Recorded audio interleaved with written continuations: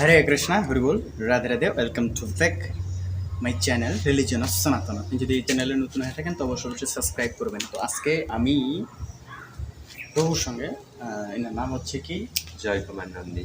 জয় কুমার নন্দী। পড়াশোনা কিসে করেন? Inter first year. First year. বিভাগ কি? Science, commerce, arts? কমার্স। আচ্ছা। প্রতিষ্ঠানের নাম কি? গভর্নমেন্ট শাহসুলতান। এটা বগুড়াতে অবস্থিত। আচ্ছা, আপনাকে আমি আমাদের সনাতন ধর্ম সম্পর্কে কিছু প্রশ্ন করব, আপনাকে অ্যান্সার দিতে হবে, পারবেন তো? চেষ্টা করব। আচ্ছা, আপনি বলেন আমাদের সনাতন ধর্মের কয়টি যুগ রয়েছে? 4টি যুগ রয়েছে। কি কি? সত্য, ত্রেতা, দাপর, কলি। সত্য, ত্রেতা, দাপর, কলি। আচ্ছা, আমি যদি বলি যে ভগবানের যে অবতার রয়েছে না, এই 4টা যুগে ভগবান 4টি অবতার নিয়ে পৃথিবীতে আসছিলেন, সেই অবতারগুলোর নাম বলতে পারেন? তো সত্য যুগে লক্ষ্মী নারায়ণ, তারপরে ত্রেতা যুগে রয়েছিলেন রাম, এবং দাপর যুগে রয়েছিলেন রাধা কৃষ্ণ, এবং কলিতে রয়েছেন শ্রী চৈতন্য মহাপ্রভু। হরি বল। অনেক সুন্দরভাবে পারছে যে আসলে আমাদের 4টি যুগ রয়েছে। 4টি যুগে সত্য থেকে আসে লক্ষ্মীনারায়ণ, ত্রেতাতে সীতারাম, তারপরে হচ্ছে রাধা কৃষ্ণ, এবং কলিতে চৈতন্য মহাপ্রভু, শ্রী চৈতন্য মহাপ্রভু। এখন কথা হচ্ছে, আমরা তো জানলাম, কিন্তু এখন কথা হচ্ছে এই 4টি যুগে মানুষের 4টি ভাবে মুক্তি পেত। হ্যাঁ, সেই মুক্তির পথগুলো কি? যেমন সত্য যুগে মানুষ কিভাবে মুক্তি পেত? ধ্যান করে। আচ্ছা, সত্য। ত্রেতাতে কিভাবে পাইতো? যজ্ঞ করে। আচ্ছা, তারপরে কিভাবে পাইতো? অর্চন করে। আর এই কলি যুগের মানুষ কিভাবে মুক্তি পাবে? হরিনাম সংকীর্তন করে। হরি বল। অর্থাৎ এই 4টি যুগে মানুষ 4টি ভাবে মুক্তি পাইতো। হ্যাঁ, তো এই কলিযুগের মানুষ কিভাবে মুক্তি পাবে? যদি আমরা হরিনাম সংকীর্তন করি। আচ্ছা, আমরা শাস্ত্রের মধ্যে পড়ছি না, আমরা ক্লাস 9-10-এর ধর্মীয় বই পড়ছি না যে আমি কি? আমি হচ্ছে চিন্ময় আত্মা। তাহলে আমি কি এই বডি? না। এখন কথা হচ্ছে, এই বডিটাকে যদি মৃত্যুর পরে, মানে আপনার কাছে কোনটা ভালো মনে হবে? আমি যদি এই বডিটাকে পুড়িয়ে দেই আর নাকি সমাধিস্থিত করি মাটির মধ্যে, কোনটা ভালো হবে? তো আমি তো মনে করব যে সমাধিস্থ করলেই ভালো হবে। কারণটা কি? কারণ দেখেন, পুড়ালে একটা কষ্ট অনুভব করতে হবে, আর মাটির নিচে শুয়ে পড়বে, আর তো কোনো কষ্ট নেই। আচ্ছা, তা আপনার মনে হচ্ছে যে সমাধিস্থ করলে মাটির মধ্যে এটাই বেটার নাকি ভালো? মানে আপনি কষ্ট দিতে যাচ্ছেন না আপনার আত্মীয় স্বজনকে, তাই কিনা? এই কারণটা আসলে এটা কি আমরা কি সমসাময়িক কষ্টটা দিতে চাচ্ছি না নাকি?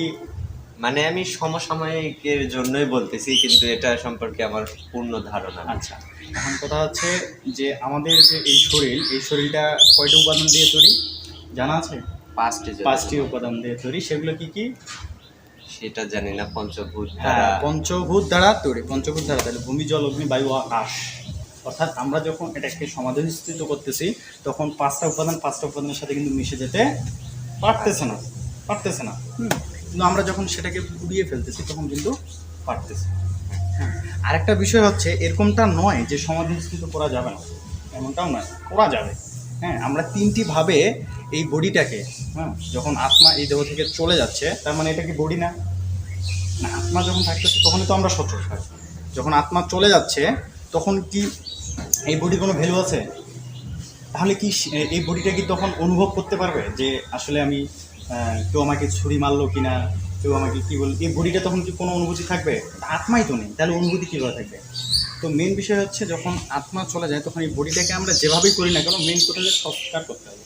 অর্থাৎ আমাদের যে পঞ্চমহাভূত রয়েছে না, এই পঞ্চমহাভূত 5টা উপাদানের সাথে মিশে যাওয়ার জন্য পারফেক্ট ওয়ে হচ্ছে কি? পুড়িয়ে ফেলা।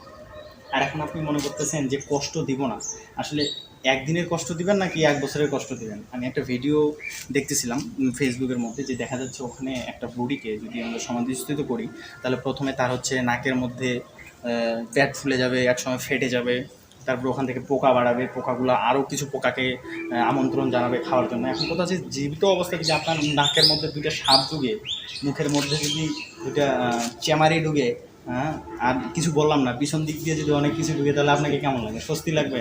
অবশ্যই। তাহলে কীভাবে বলতে পারেন যে আপনি হচ্ছে কষ্ট দিচ্ছেন না? বরঞ্চ এটার থেকে বেশি কষ্ট হচ্ছে যদি আমি আমাদের আত্মীয় পরিস্বজনদেরকে হচ্ছে কি সমাধিস্থিত করি, তাহলে হচ্ছে তারা বেশি কষ্ট পায়। যদি আপনি দেখেন এইভাবে কষ্টটা, কিন্তু প্রকৃতপক্ষে মৃত্যুর পরে আসলে বডির কোনো ভ্যালু নেই, হ্যাঁ, জাস্ট এটা একটা জড় বস্তু। তারপরে যদি আপনি মনে করেন যে না সমাধিস্থ করলে কষ্ট কম পাবে, আসলে কষ্ট কম পাবে না, এই কষ্টটা 1 বছর ধরে পাবে। আর সেটা যদি আপনি একদিনে করে ফেলেন তাহলে সমস্যা কি? এবং তারপর আমাদের শাস্ত্রে বলতেছে এই দেহটা হচ্ছে কি পঞ্চভূত দ্বারা তৈরি। তাহলে পঞ্চভূত 5টা উপাদানের সাথে মিশে যাচ্ছে যদি আমরা পুড়িয়ে ফেলি। হরে কৃষ্ণা, হরি বল। আপনাদের যদি ভিডিওটি ভালো লাগে অবশ্যই অবশ্যই শেয়ার করবেন, সাবস্ক্রাইব করবেন, হ্যাঁ, আর হচ্ছে বন্ধুদের সাথে শেয়ার করবেন, এটা তো বললামই। আর আপনারা হচ্ছে ভিডিওতে লাইক করতে চান না, কমেন্ট করতে চান না এবং ফলো করতে চান না, তো অবশ্যই দয়া করে কী করবেন, ফলো করবেন এবং আমাকে উৎসাহিত করবেন এরকম যেন ভিডিও করতে নেই, না হলে আমাকে নিরুৎসাহিত হয়ে যাচ্ছে, অর্থাৎ আমার মন মানসিকতা নষ্ট হয়ে যাচ্ছে। তা হরি বল, হরে কৃষ্ণ। আবারও বলতেছি, আপনারা প্লিজ সাবস্ক্রাইব করবেন, ফলো করবেন, লাইক করবেন, কমেন্ট করবেন। আপনি একটু বলে দেন। হরে কৃষ্ণা, লাইক কমেন্ট ও শেয়ার করবেন দয়া করে। আরেকটা বিষয়, লাস্ট অফ একটা বিষয়, সেটা হচ্ছে যে এই যে যারা আপনার এই ভিডিওটা দেখতেছে তাদের উদ্দেশ্যে আপনার কিছু বার্তা থাকবে নাকি, তারা কি করবে আসলে? তো আমাদের মুক্তির একমাত্র উপায় হলো এই মহামন্ত্রটা উচ্চারণ করা, হরে কৃষ্ণ হরে কৃষ্ণ কৃষ্ণ কৃষ্ণ হরে হরে, হরে রাম রাম রাম হরে হরে। তো আমরা যেখানেই যাই এটা আমাদের করতে হবে, না আসলে আমাদের মুক্তির কোনো বুদ্ধি নেই। সো যত তাড়াতাড়ি করবো তত তাড়াতাড়ি ভালো আমাদের। হরি বল, হরে কৃষ্ণ।